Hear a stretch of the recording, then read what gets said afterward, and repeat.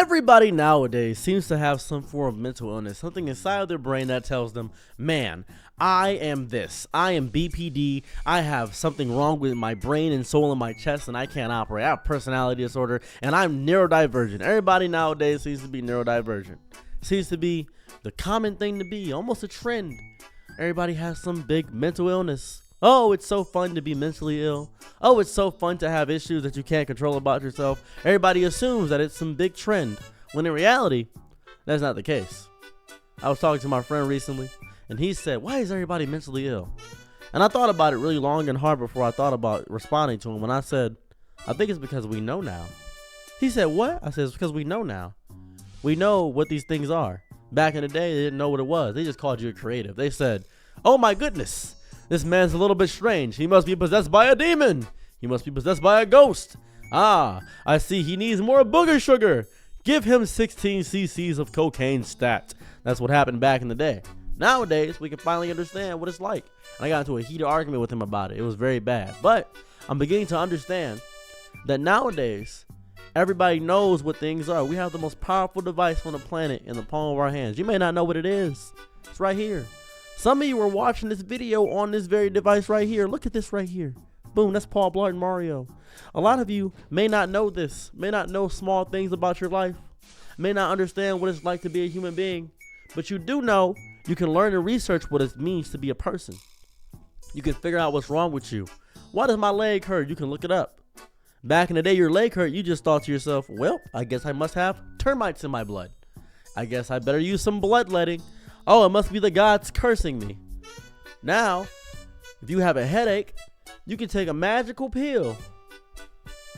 And you can have that headache go away. You can take an Aleve, a Tylenol. You had a headache back in the day, you just dealt with it. You went to work. You was late for work back in the day and your horse is sleeping. Come on, man, wake up, please. I need to go to work. Guess what? You just didn't go to work. You couldn't call in. You couldn't do that. You were late for work. You got whipped. That's what happened.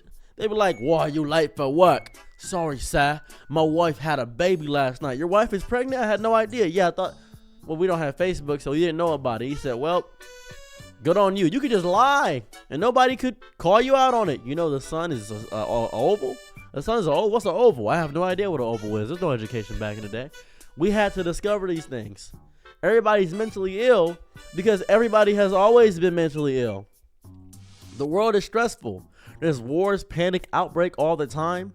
We have more knowledge than ever. We know about more tragedies than ever, and it causes stress. Stress can contribute to a lot of factors inside of our brain. That's what happens. That's the reality of the world. When you know more, naturally it creates this idea inside of your brain where you say to yourself, well, things are actually really bad. I'm not having a good time with any of this. How do I deal with it? And you're looking for solutions, but there are no solutions. We can't all collectively come together because we see things too differently from one another. That's the reality of how things operate.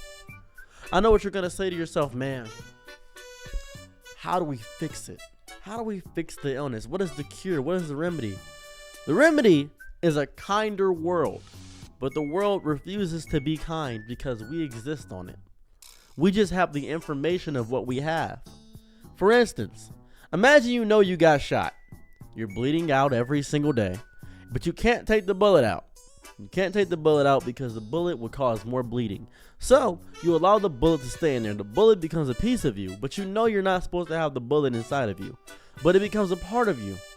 It becomes a part of what you are. And every so often that bullet moves and it hurts deeply. And everybody knows you have the bullet in them. Everybody knows, they see it. But you can't take the bullet out. And you've had it for so long that everybody looks at you and says, well, you've always had the bullet. Why are you using it as an excuse why you can't work? The bullet's in you. Stop using it as an excuse of why you can't get up out of bed every day. Stop using it as an excuse of why you can't feel why you feel sad. Listen, the bullet is the reason why these things are happening. It's not an excuse.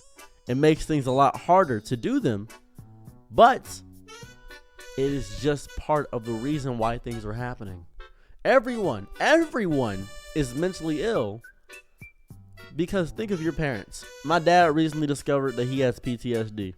My dad was having a self-discovery journey and decided in his lifetime that he wanted to change his last name, but he decided against it. He was having a moment of introspection.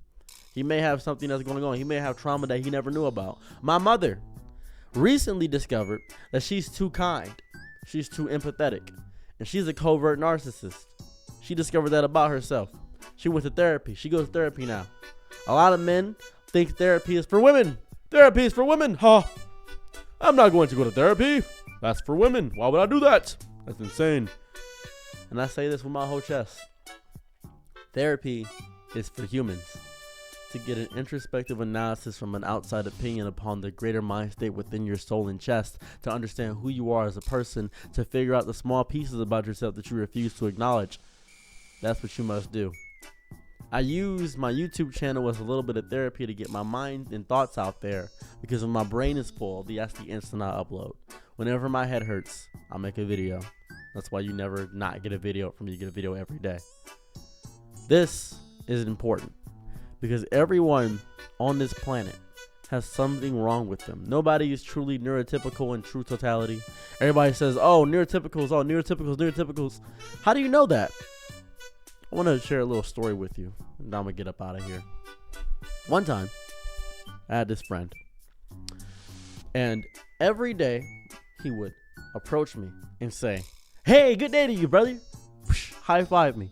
He was always full of just kindness inside of his chest. Niceness, he was always positive. Back in the day, that agitated me. I didn't like his positivity. Too optimistic, I always told him. He said, oh, well, today's going to be a good day every day. And it wasn't a good day all the time. So I thought he was lying. I thought he had something on. I never saw him sad. One day, the principal had come up to me and said, hey, happy you're hanging out with your friend there. I was confused. I said, what's going on? He said, you hadn't heard? And then the principal said, well, I'm going to tell you because you seem to be his best friend. Naturally, I was the only person that always talked to him because I was curious how his mind worked. Principal had told me and said, he lost his mom yesterday. I said, whoa, I couldn't tell. I had no idea he had lost his mom yesterday. And naturally, he knew he lost his mom. So I walked out to him. I said, hey, man, I didn't realize you lost your mom. He said, well, I sure did. I said, okay. He said she doesn't have to deal with bills. She doesn't have to deal with being hungry anymore. She doesn't have to deal with stress. She doesn't have to deal with me running around the house and not cleaning my room. I'm pretty sure she's happier not being here. Her reward was that she doesn't have to deal with anything anymore. And I hope she can finally get the sleep she always wanted. All without breaking eye contact or breaking that smile that was always beamed and painted across his mouth. I wasn't so agitated anymore about how he operated as a person. I wasn't so angry. I was so happy to see him, to see that he was fighting a battle inside of his brain that I had no idea about. And to this day, he is still here with us. He is still fighting the good fight, the great quiet battle with oneself. He is here, and he is strong, and he is powerful. He is a great man, and I'm so proud of him for existing. And I know he's going to see this video. He watches a lot of my stuff. And Dimitri, you are powerful. I know I've told you this countless times, but I want the world to know this. And I know you've discovered stuff in therapy, and you refuse to tell me all the stuff you discovered in therapy, and I'm proud of you for even going to therapy and discovering the trauma that you may have. But I'm happy you're powering through and being a real person to this day. Everyone, it seems to be mentally ill. Because we have labels for things now. We know things. We understand. And the knowledge should be used to further one's introspective journey with oneself is what it should be. Thank you for existing. I love you.